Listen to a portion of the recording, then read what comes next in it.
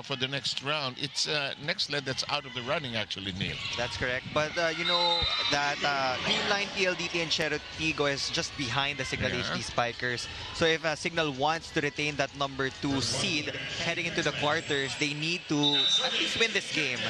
Because if they lose this game, maghihintay pa sila ng results ng ibang game. Baka mag-iba pa.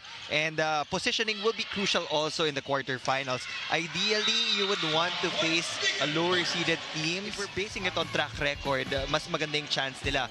But again, it's not a sure galaw nila. Maybe a bit too relaxed to start this game against the Chameleons. Ayun, wake up call.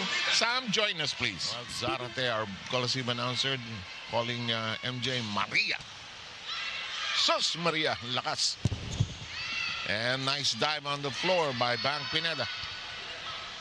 Close to the net. Yes, I thought so. Gel would do that. Thought that Gel Cayuna would use her left. Parmentilla kept it in play, fires away. Abil says, gotcha. Close to the net, and there's a hole on the Cignal side of the floor. If Gel Cayuna can do it. Gumanda ang tossing nitong si Gel Cayuna, no? Yung quality ng sets niya. In the meantime, action kicks up again. Abil makes it a set. Basas tries to fly with it. Baraginot on the other end, and the nice whip by Megan Hart. Enforcement, she has lived up to the expectations. Nalilito ko dyan sa dalawang kapatid. Yung setter, si Jaja. Si Joe yung spiker. O si Joe yung meron 3 points. Yeah. Okay. Kaya ako tinanong sa'yo. Pero sasabihin ni Jaja, okay lang yan. Hati-hati magkakapatid. Cayuna! And there's the delivery by Doria. Puputikan yung suit niya. Lumakas yung ulan pero tuloy ang action dito. 16-10. Nice play. Well done. Acuña, first time on the floor, scores her first point. Jaja Marginot just distributing that ball effortlessly to her teammates. In the meantime, there's a long ball that's tracked down. Picked up by Troncoso. By the way, Jack Janela is on the floor already, the veteran libero. In the meantime, good read. Lead by 6. Watch this. Should be the best feeling in the world as a middle blocker when you get a kill block against the reinforcement of the opposing team. Didn't alter the call, so Cignal left with 1 challenge. Big strike.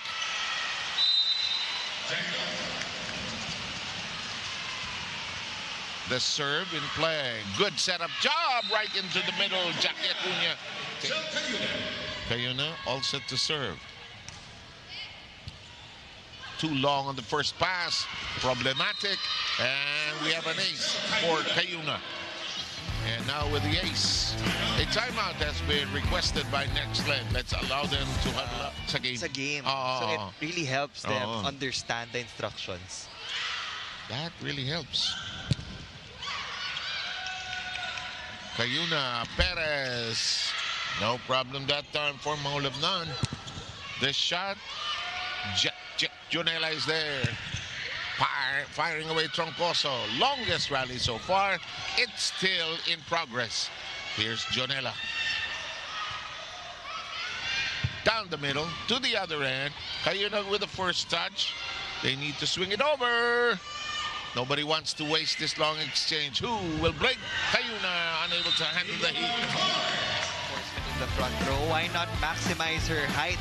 And with inside, Ebon fires. Perez handles the serve. Here comes Molina. And she got it. Looked like she had overcooked it, but it was just before the line. The substitution of the Nxled Chameleons, Jaja Marginos, and May Luna will come back in. That's what Kiara has done so far.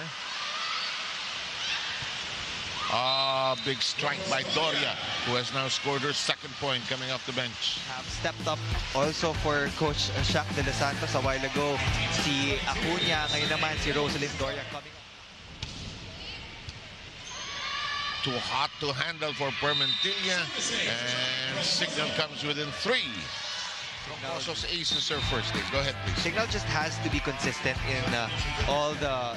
I think kaya nilang makahabol, Yeah. but for Nxled, they're just 2 points away. So you can get that side out now. Oh, but the ace is there. Second straight ace by Troncoso. I failed to mention that. And many times it's the assistants who make that call for a challenge. Perez fires away. Joe Maraganot to the other Maraganot. There we go. Jack Janela applauding her lip. Perez fires away. Cignal HD. She needs to score off the service line. Reinforcements between Catbell and Perez. Mukhang Perez, ano? I feel like speed, MJ Perez, but when it comes to power, Catbell talaga. Oo. From the rear we go. Genesis is there. Oh, look at Perez. She means business. You can see the facial reaction after that. Here's Perez. That is foiled, and we are tied at 24. Factors na hinahanap natin. Nxled was doing a better job in blocking the attackers for Cignal HD. You know, yeah. We're in a race to lead by 2. Cayuna, Molina. And if you're Nxled, you shouldn't be disheartened. Gotta slug away. Perez has brought them back into the set, actually. The drop, neatly done. Atienza knocking it down. Acuña's serve. It's nice and easy. The cut shot. Troncoso was there. The push by Doria. From the rear, Maraganot. Here comes the set. Sets Molina. And here we go with a long extended exchange. Oh, MJ right there. Cayuna to the other end. Molina blasts away. Maraganot. Hala. Hanggang bukas tayo. That will end right there. Right here. And it is set point for Cignal. When you're at this stage of the match, pag nasa deuce point na or last ones na, you really have to commit to the power of your hits. Yeah. Next attack, and now they're at set point. First time for Cignal to lead. And they take the first set. Coming from behind here. For Cignal HD, Jel Cayuna going to Ces Molina. Doria was able to get the commitment of the 2 blockers from Nxled. Kaya naman nilang makalamang. They would even challenge other teams into 5-set matches. But it's always that finishing kick na nabibitin. Neil Flores and Sam Corrales. Second scheduled game here. As you watch us on RPTV, One Sports Plus, and the Pilipinas Live channel. Sleepy start. When she got the sets that she wanted, she managed to score some big points. This is, good counter in there. She was one of the starters earlier. Maraganot bungling that. Watch this. Cignal HD. I also understand the frustration siguro from Nxled because they almost had it in the bag in set number 1. But again, the good thing about the opening set is that alam mo na kaya mong lumamang. Molina, Cayuna special. Big stretch that time. That's blasted, but denied entry. Permantilla nowhere to go. It's on this alternative role as well, aside from being the physical therapist. Now, there are actually 2 other translators before her, one of which was just a friend of... Was intrigued by the fact that suddenly the coach from China of Nxled was making that connection already with his players. Of course, aside from the technicalities, importante din na coaches build that bond with the players. Nung tinanong nung ni Russell, yung trainer, yung PT, ano sabi mo? She has been so efficient, really, for the Nxled Chameleons. Judges, go ahead, sorry. The locals have to just step up and support her. Kasi kung efficiency, we can definitely see na mas mataas yung kay Megan Hart compared sa locals. But the captain. You see the underscore on her number. She gives it a lift. Perez fires away. Maraguinot. Parmentilla. Maraguinot recalibrates it. Almost lost. Cayuna, Perez. Tough angle to work with. And we are still in play. Third longest rally. Cayuna nicely done on the turn with a set. Oh boy, what a set by Cayuna. How she twisted her body to deliver that perfect assist to Rosalind Doria, that backward play in transition. 8 attacks and 1 block. Why do we call it attacks? It's a USNCA, they call it kills. Mas ano tayo? Euphemism. I think it's the international. Perhaps. Yeah. 25 years old, as you mentioned, the youngest among the reinforcements. Cayuna, wow, with a swinging set. Oh, yes, sir! Bang! Perfect bump set. Papunta kay MJ Kung saan niya nilalagay. Again, Joanna is the attacker. Jaja is the setter. Sabi ng pamilya kasi ng Maraguinot, might as well lahat sila Jay. Hindi nila alam magiging volleyball players. This is kidding, of course. In the meantime, spike the set at it's inyo ng dunking. Pasalubong ng bayan. In the last couple of exchanges.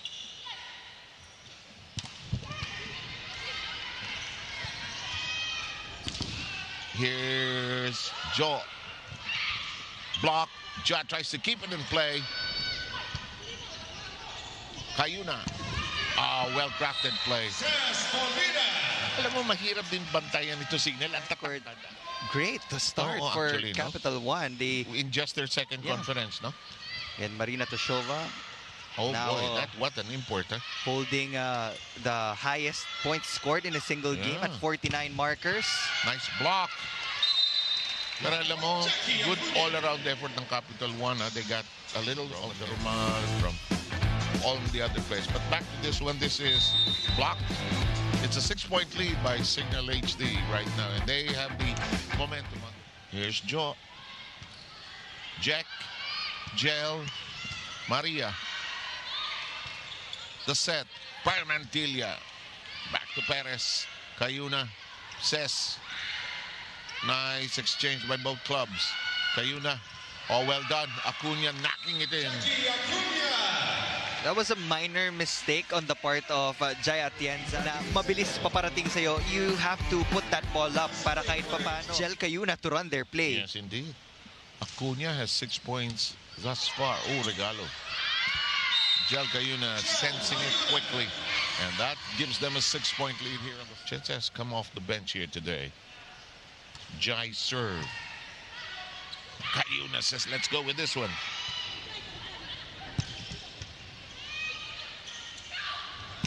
Big shot, handled well by the back row. Cayuna says, I got it. Jonella says, Cayuna, ikaw na.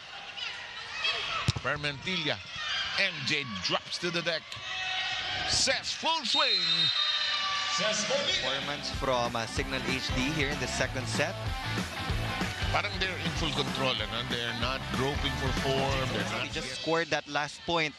But they also need to challenge the defenders of Cignal HD para ma-prevent si Gel Cayuna from going to these types of plays. Big strides by Cignal towards the finish line here. Wide open horizon for that flashed away by Maria. Sa setters, pag nasa back row sila. Jonella, Cayuna, Molina. Nice set. Into the hole, hindi nabutan ni Jet. Megan Hart now with 12. In reverse order lang no set number 1. Hindi mo kailangan, ang hirap sabihin, kalimutan mo na yung first set na natalo mo. But let's see. Basas makes it a set. Red hot shot that time by Perez, who swung back to the front line. She's in twin digits. That was such a smart hit from MJ Perez, recognizing the tall Megan Hart in front of her. I think that's Ishi Lalong Isip from Adamson, also a product. Yeah, second time to be in the court, on the court today. Daming Falcon dito, no? Ooh, service ace by Ishii. Appreciate yung beauty ng volleyball because even if it was in a different language, essentially, same lang din yung naririnig natin from their end. And we have John Maraginot continuing to score service area. Abil receiving. Cayuna setting. Perez firing. Where is the ball? Players on the floor seem to be guessing where it is. Maraginot with a runner. Ishii was there. Acuna uncorks. Here comes Maraginot. And everybody grappling with it on the other side. We'll call it the Joe. Close to the net. Cayuna says, no problem. And Perez, full swing delivery from Cignal HD. So this can also be a sign for Nxled na mapaikot din yung attackers nila. We haven't seen a lot of combination. Jacques de los Santos to serve. She's also a setter. This one is inside. And there's the Maraginot special, the jaw. The jaw. 24-20. Still set point. 1 point set point save. Perez says, no more saving. Let's go home. And they have now pocketed the second set at 25-20 by the HD Spikers of Cignal. And they have the first serve. Cayuna firing away. And what a way to start. This was the same start for Cignal. I personally believe that Jel Cayuna is the best server in this roster of Coach Jacques de los Santos. 3 aces make up her 6 points in this game. Basas flying, Maraginot receiving. Here comes the uncorking from the other end by Ebon. Molina, Bank Pineda handles it well. The shot still in play. Abil is there. Perez pushes it to the end row. Mangolabnan starting off the third set. Abil sets it up. Basas fires.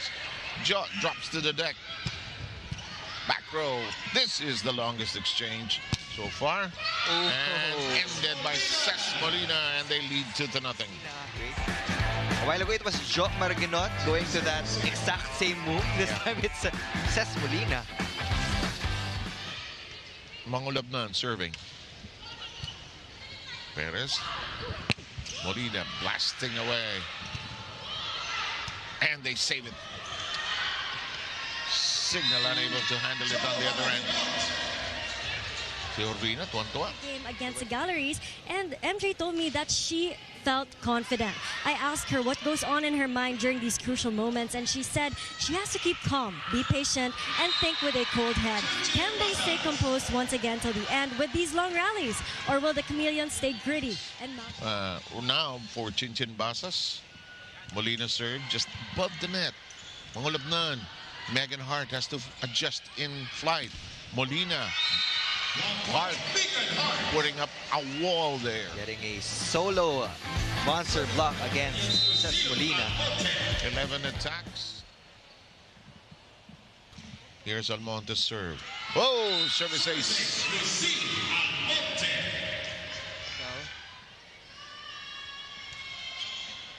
Doria. Mangolabnan. Perez. Bank Pineda. Mangolabnan. Joe taking care of business. And she has 13 to match the output. You were saying? Yeah, sometimes nakikita natin yung substitution ni Coach Shaq na pinapasok niya si Giselle C, nagiging opposite hitter. Itong si Jel Cayuna. That's one of the new facets of their game. Good momentum for the next round. Oh, that brushes on Perez before it sails out. You know, spark their game here. Molina, not such a wise move. Defense not assembled correctly. They have a 2-point lead.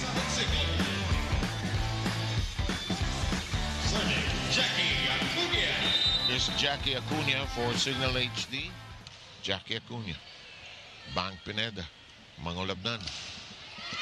And that will work that time for Lucille Almonte, who has chipped in 2 points. And one off that previous attack. Chameleons. Megan Hart is there. Esguerra's service in play. Molina trying to craft a point out of that one. Unable to do so. Kept in play by Nxled. And Nxled fights and battles and wins that point. They come within one. Blockers were already compressed on that side of the court. FEU connection eh. Cayuna, Pasugod, Chelsea, Basas. And that drops in. Megan Hart now with 14 points. Still close and tight despite the 2-set lead of the HD Spikers. Mangolabnan and her serve. Perez. And that'll bite. 13-11 count. Perez with a 15-point game. All of them on attacks.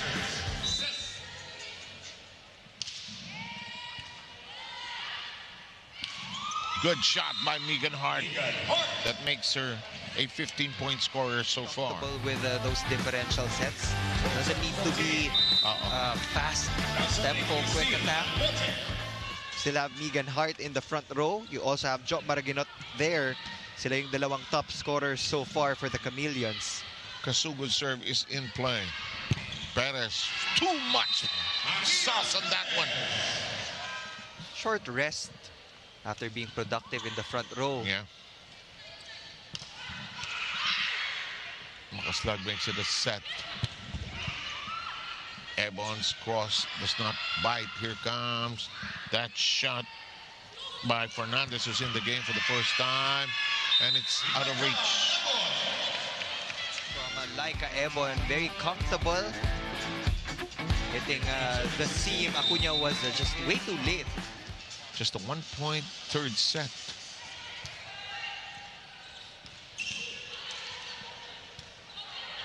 Mangolabnan. Oh yes, into that hole.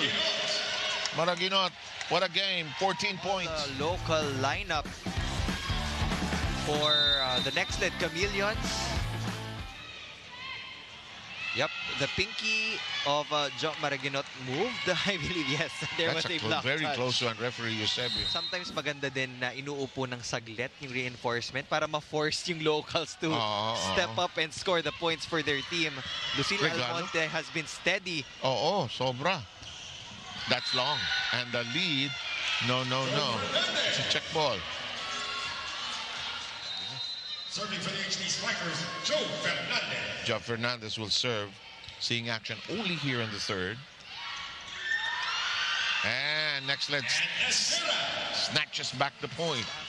Game of their campaign in the reinforced conference of the PVL. They would want to go out with a huge bang, really. Eh?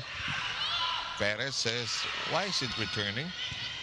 Says calmly. Oh, yes! What else is new? Throws them out completely. She doesn't do that all the time, but when she does that move or when she goes to that move, nakakapuntos talaga. And Alam she niya does yung it timing kung kailan nakikita agad ni Jel Cayuna. You can see how observant she is on the court. That is also a quality of a great setter. In the meantime, this is out and we are tied at 18. Maraginot with a Chisay at may iba yung style. Molina.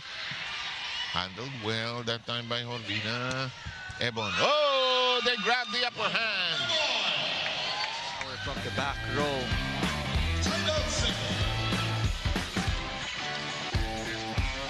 Cignal wants to huddle up. Let's allow them to do so. By lalong isip.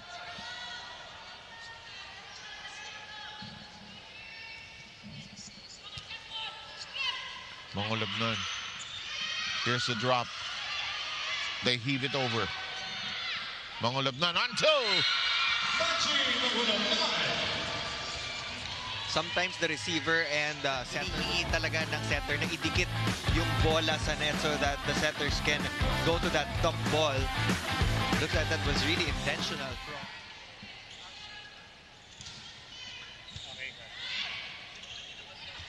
Yep, one block. Oh, drops in. Basas brings them to 23. You said Jel's one of our best servers. Maraginot, Ebon, Kayuna, Kasugod, blocked, recycled offense coming up. Molina, bang, we're done. And Nxled's campaign will drop its curtains.